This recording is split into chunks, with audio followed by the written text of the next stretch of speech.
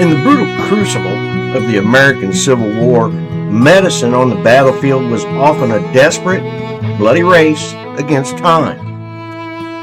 Amidst the chaos of amputation saws, smoke, and shattered bone, a handful of pioneers answered the call.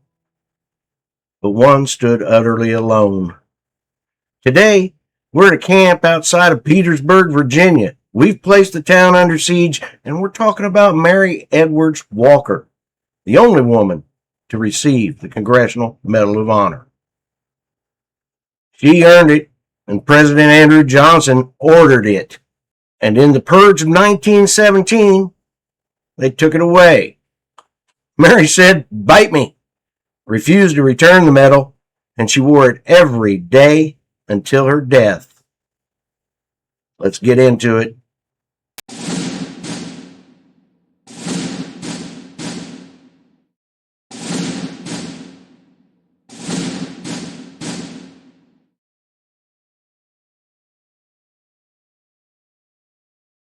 Mary Edwards Walker was born in the town of Oswego, New York on November 26, 1832, the daughter of Alva and Vesta Walker.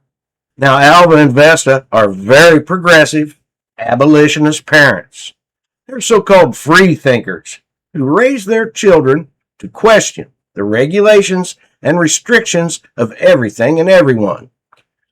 Freethinkers are mentally free from the conventional bonds of tradition or dogma and think independently. And that's Mary in a nutshell. The Walkers were determined that their daughters were as well educated as their son, so they founded the first free schoolhouse in Oswego in the late 1830s. Now, after finishing primary school, Mary and her two older sisters attended Foley Seminary in Fulton, New York. Foley was not only an institution of higher learning, but a place that emphasized modern social reform in gender roles, education, and hygiene. Mary was never one to accept the boundaries of her era. She worked on the family farm as a child, and she did not wear women's clothing during farm labor because she considered it too restricting. This would be reflected in her later years, as she only wore men's clothes when in surgery, and in her later photographs, she's wearing trousers. Her mother reinforced her views that corsets and tight lacings were unhealthy.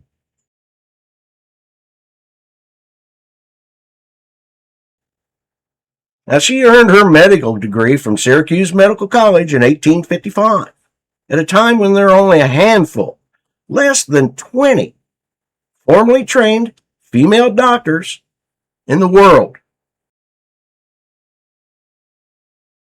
When the Civil War tore the nation apart in 1861, she traveled to Washington, ready to serve her country as a surgeon.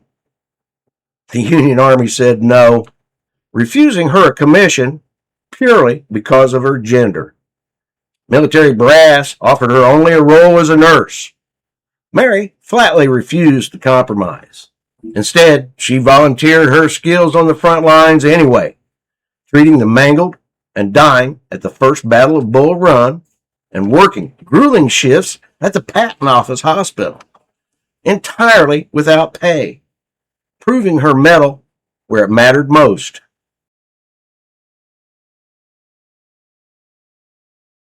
Her unyielding dedication eventually forced the Army's hand. In 1863, she was appointed as a contract acting assistant surgeon with the 52nd Ohio Infantry, becoming the first female U.S. Army surgeon.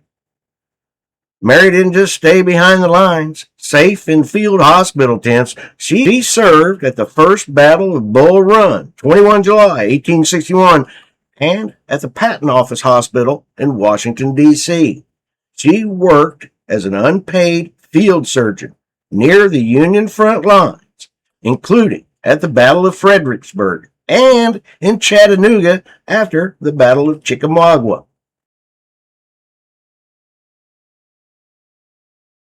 She delivers critical medical care to isolated civilians and wounded soldiers alike, while quietly gathering strategic observations for Union commanders. She routinely crossed enemy battle lines and offered the Union command to become a spy. That offer was politely declined.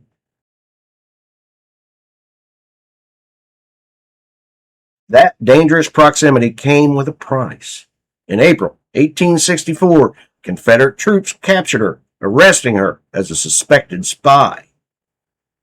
For 4 grueling months, she endured the squalor and despair of the notorious Castle Thunder prison in Richmond, Virginia.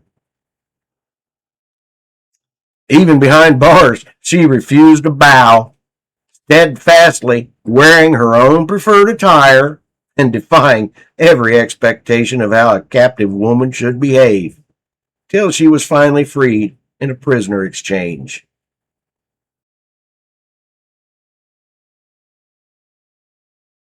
For her tireless, patriotic service and profound personal sacrifices, President Andrew Johnson awarded her the Medal of Honor in November of 1865. Yet, history is rarely straightforward.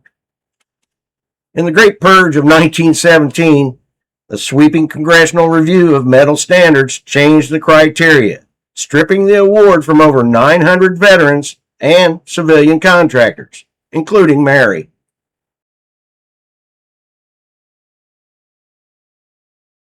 Mary scoffed at the bureaucratic decree. She refused to return the medal, and she pinned it to her chest every single day until her death in 1919. It took more than half a century for the nation to correct that wrong, when President Jimmy Carter officially and posthumously restored her medal in 1977.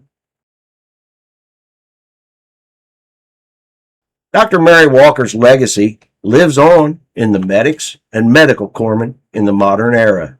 And if you haven't seen our episode on the medics of Okinawa, Operation Iceberg, I encourage you to go back into the archives and watch that video. We start that with Desmond Doss and spotlight those medics that receive the highest award our country can bestow.